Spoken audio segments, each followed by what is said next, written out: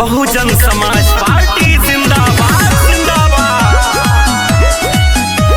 जौनपुर के लाल बेमिसाल रामबली यादव जी के भारी से भारी मतों से विजयी बनाइए भैया।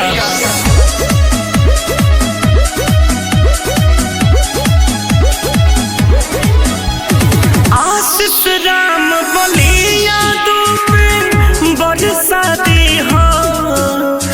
आशीष रामबली यादव पे बरसा दी हो। 110 जिला पंचायत रामपुर से चुनिहा। 110 जिला पंचायत रामपुर से चुनिहा। 110 जिला पंचायत रामपुर से चुनिहा। पूर्व जिला पंचायत सदस्य मढ़ी धनेठू जौनपुर के ही बेटा हमें भैया।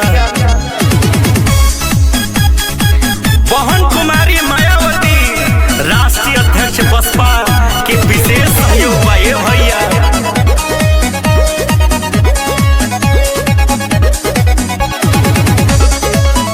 आई जा और जौनपुर के विकास में एक कदम और बढ़ाई जाए। वार्ड संख्या 55 जौनपुर के हो बेटा। युवा शक्ति वाहक भी एसपी के नेता। विधानसभा मड़िया के हवे प्रभारी। करेल राजनीति सोचे विचारी। ग्राम मढ़ी धनेठू के बेटा के न भूलिहा। 110 जिला पंचायत रामपुर के चुनिहा। 110 जिला पंचायत रामपुर के चुनिहा। 110 जिला पंचायत रामपुर के चुनिहा। मड़ियाहू बहुजन समाज पार्टी के विधानसभा प्रभारी यानु हुए।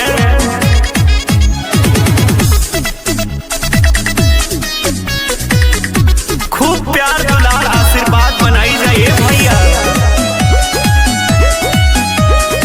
रामबली यादव जिंदाबाद जिंदाबाद जिंदाबाद। लइकन बच्चन के अबूढ़ बुजुर्गन के सभी का प्यार दुलार मिले के चाहिए हमार भैया। ए हो चाचा सुनो हो चाची।